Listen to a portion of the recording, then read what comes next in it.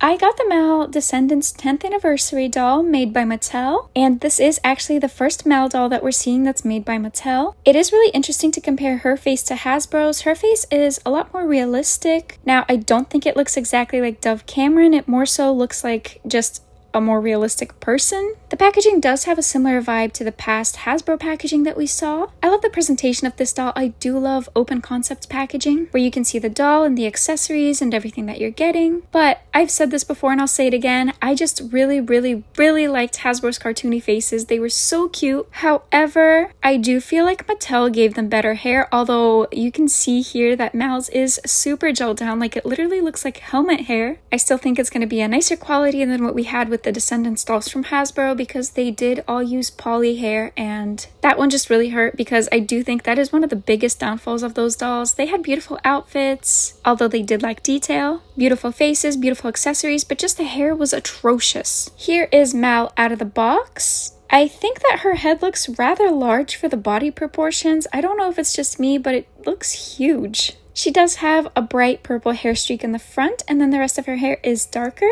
But now that I'm moving her around, I think that you can see that her hair is super gelled up. It's incredibly stiff, like there is literally not a single flyaway hair. Even the bottom part that's supposed to like curl out is super stiff. This is what the back of it looks like. I do love the design on the jacket and the fact that it is in different colors. However, I'm not a fan of the fact that everything on it is printed on, even the little gem spike details. At the very least, I do like this dragony type texture, but you're telling me that they couldn't afford to add a couple gems to the outfit? Like, come on. She does come with black fingerless gloves, and they are plasticky. I think the mold for them is pretty nice. They look very stylish, pretty fitting. The underside, of course, is empty and simple. As for the front of her outfit, even the zipper detail feels pretty lacking. I mean, this is supposed to be a 10th anniversary doll and doesn't really feel like we're celebrating anything. Although it does have more details printed on than the Hasbro doll did, I feel like neither dolls do the outfit total justice. But we are going to take it off and see what she has underneath. Okay, so she is wearing a t-shirt and the design is printed on, and it does have mesh underneath it. The mesh is attached to the shirt, so they are not two separate t-shirts. I do like that it goes around her like collar area. There is some mesh covering up the very top of the pants. And as you go down the pants, you can see that the pants also have completely printed on details.